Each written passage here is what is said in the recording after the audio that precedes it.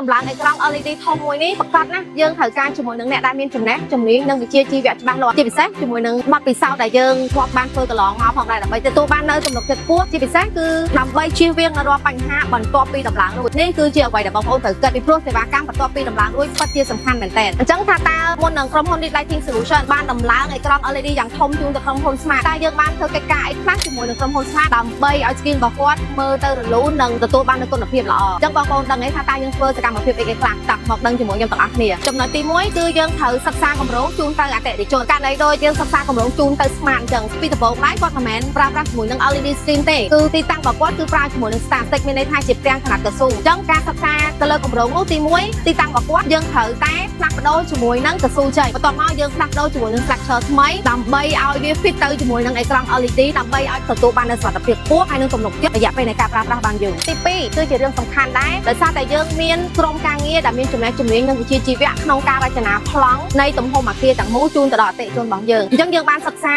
ទៅលើការ drawing បច្ចេកទេសនៃការគូរប្លង់អញ្ចឹងយើងបានគូរប្លង់ដើម្បីពិភាក្សាជាមួយនឹងក្រុមការងាររបស់ Smart ថាទំហំ skin របស់យើងទំហំជាង80ម៉ែត្រការ៉េថាតើត្រូវប្រើប្រាស់លក្ខណៈបច្ចេកទេសដើម្បីភ្ជាប់ជាមួយនឹងអគារថាធ្វើដោយរបៀបម៉េចដើម្បីទទួលបាននូវសុវត្ថិភាពហើយចំណុចទី3គឺជាការដំឡើង screen អញ្ចឹងយើងសិក្សាទៅលើទីតាំងផ្ទាល់ទាំងមូលថាតើការដំឡើងរបស់យើងតើយើងត្រូវប្រើបច្ចេកទេសបែបម៉េចទាក់ទងទៅនៅ safety នៅបរិវេណជុំវិញដោយសារតែ Smart Shop គឺគាត់បើកបម្រើការ operation ធម្មតាដូច្នេះយើងពិតជាគិតគូរមែនទែនទៅលើសុវត្ថិភាពទាំងពេលដែលយើងបំពេញការងារប្លង់ទាំងមូលឬក៏នៅពេលដែល Smart Shop គាត់ធ្វើ operation នឹងមិនមានផលប៉ះពាល់ទៅដល់ operation របស់គាត់ដែលយើងបានរៀបចំនៅប្រព័ន្ធសុវត្ថិភាពផ្សេងៗដើម្បីការពាររួចជាស្រេចនៅរាល់ឧបទ្ទវហេតុណាមួយដែលបង្កឡើងដូច្នេះយើងធានាថារាល់ពេលដែលយើងដំឡើង skin ជូនអតិថិជនគឺយើងតែងតែរៀបចំនៅ safety ជុំវិញអគារក៏ដូចជារបៀបនៃការដំឡើងនៅលើអគារនោះឲ្យបានសមស្របទៅតាមទីតាំងជាក់ស្ដែងរបស់ Smart ផងដែរចំណុចទី4គឺតាក់ទងនឹង configuration មានន័យថាការដាក់បញ្ចូលនៅពណ៌វីដេអូរបស់ក្រុមហ៊ុន Smart បញ្ជូនទៅលើអេក្រង់ LED បន្ទាប់ពីយើងដំឡើងរួចការ configuration ក៏ជា